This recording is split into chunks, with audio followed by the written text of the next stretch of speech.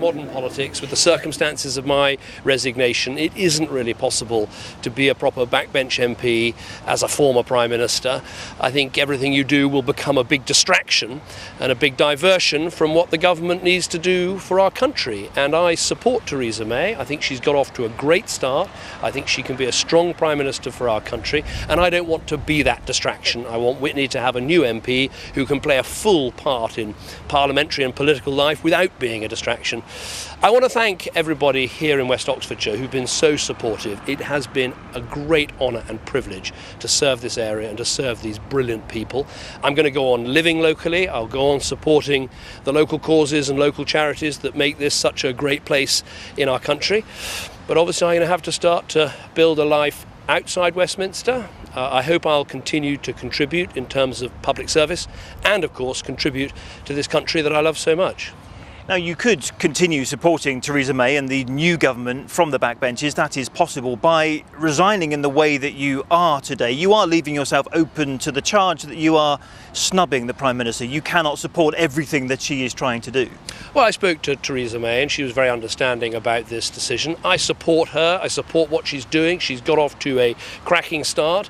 Obviously, I'm going to have my own views about different issues. People would know that. And that's really the point.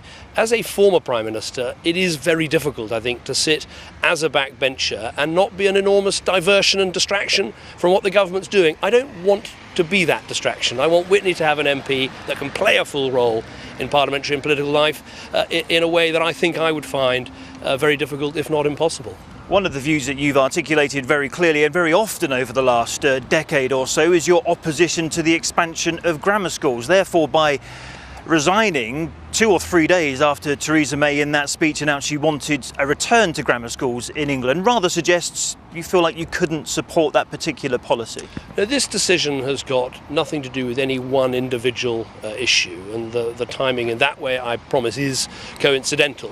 But it goes to a bigger picture, really, which is whatever the issue, as a former Prime Minister, being a backbench MP, I think it is difficult just not to be the distraction, the diversion, and therefore build a sort of reputation for yourself in politics that I don't really want to have. I wish her well. I wish the government well.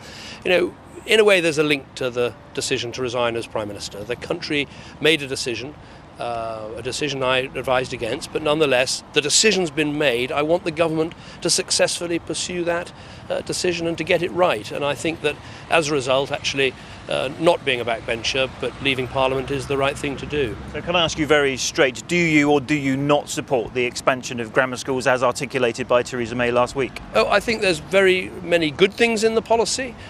We actually, when I was Prime Minister, agreed to the expansion of grammar schools in areas where they already were. We set up sixth forms that were selective in our big cities as free schools. So lots of merit in the policy. But frankly, I don't want to get into the wheres and why-fors of this individual policy. Given what you've said about grammar schools, it rather suggests you simply do not support their expansion. You've called them sheep and goats and everything else over the last 10 years. You were urged to expand them. You haven't. You're now leaving. Rather suggests you don't support it. Well, no, I think that's not a fair reflection of what we did. We did actually allow the expansion of grammar schools in areas that had them, and we did set up selective sixth forms, particularly in our big cities. And as I say, I think there's some merit in the policy that's being put forward. My announcement today is not about grammar schools. There's no connection with grammar schools. It's purely one of timing.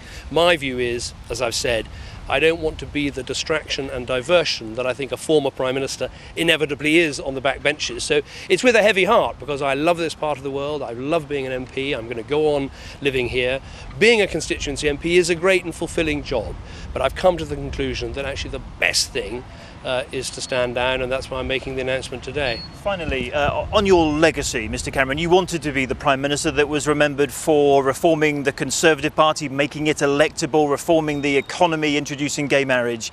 You will admit now, though, won't you, you will be remembered mostly for taking this country out of the European Union. Well, I'm sure I will be remembered for keeping that pledge to hold a referendum, when many people thought that promise would never be kept. But I hope people will also look back at the 11 years I was leader of the Conservative Party and 6 years as Prime Minister of our country as a time when we did create a stronger economy. 1,000 people found work for every day I was Prime Minister.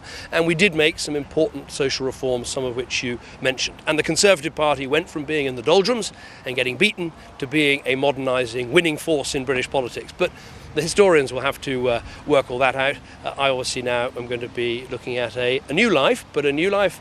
I'm only 49. I hope I can still contribute in terms of public service and contribute to our country. And just quickly, what is that new life? Do you have plans? Presumably it's something lucrative that you've got lined up. What is the new life that you will do now you're no longer Prime Minister? Well, I haven't made firm decisions. I need to look at all of that. The only firm decision I've made is to leave the House of Commons and stop being an MP. As I say, with a heavy heart, because I've loved the job, but I don't think it works for a former Prime Minister who resigned in my circumstances and with all the new government needs to do. But issues for the future, I'll decide them in the future, and hopefully, as I say, continue to make some service and some public service contribution to this country. I'll want to continue campaigning on the local, national and indeed international issues that were part of my Prime Ministership, where I think we made some good progress, but there's still a lot more to be done.